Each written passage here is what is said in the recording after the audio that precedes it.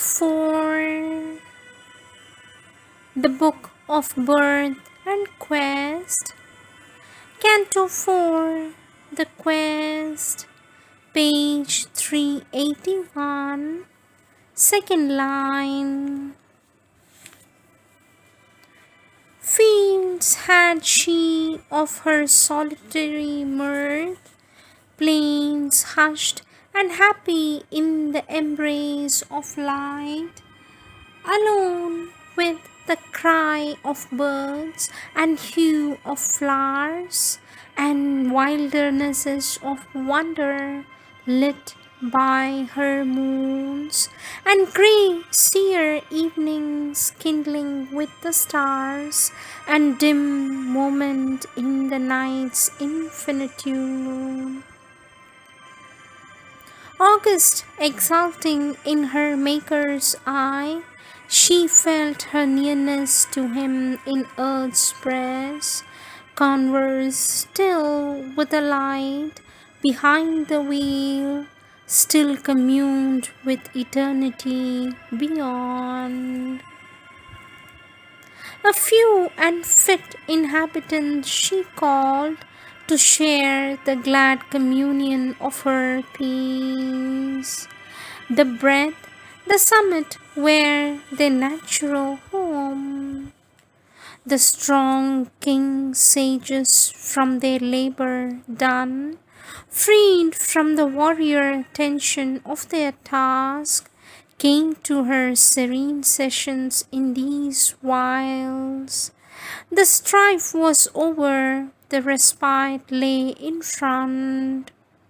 Happy they lived with birds and bees and flowers and sunlight and the rustle of the leaves, and heard the wild winds wandering in the night, mused with the stars in their mute constant ranks, and lodged in the mornings as in azure tents, and with the glory of the noons were one.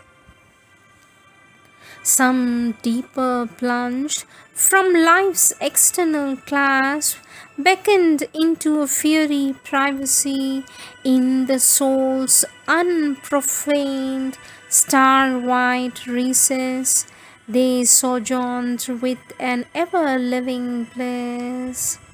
A voice profound in the ecstasy and the hush, they heard, beheld, an all-revealing light.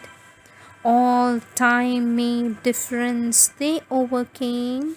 The world was fibered with their own heartstrings, close drawn to the heart that beats in every breast. They reached the one self in all through boundless love. Attuned to silence and to the world rhyme, they loosened the knot of the imprisoning mind. Achieved was the wide, untroubled witness gaze. Unsealed was nature's great spiritual eye. To the height of heights rose now their daily climb. Truth leaned to them from her supernal realm. Above them blazed eternity's mystic suns. Nameless the austere ascetics, without home, abandoning speech and motion and desire. Aloof from creatures, sat absorbed, alone, immaculate in tranquil heights of self. On concentration's luminous voiceless peaks, world naked hermits with their matted hair, immobile as the passionless great hills, around them grouped like thoughts of some vast mood, awaiting the infinite's behest to end. The seers attuned to the universal will, content in him who smiles behind earth's forms, abode ungrieved by the incessant days. About them, like green trees girdling a hill, engraved disciples fashioned by their touch, trained to the simple act and conscious word, greatened within and grew to meet their heights.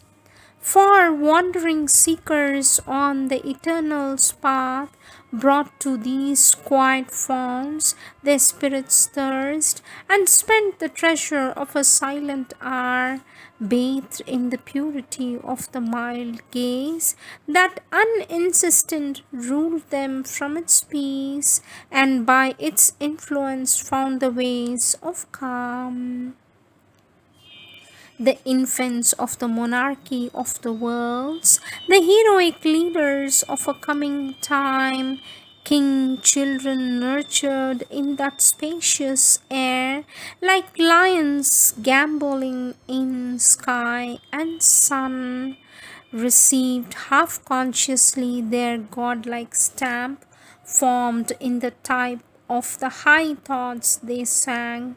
They learned the wide magnificence of mood that makes us comrades of the cosmic urge, no longer chained to their small separate selves, plastic and firm beneath the eternal hand, met nature with a bold and friendly clasp, and served in her the power that shapes her works.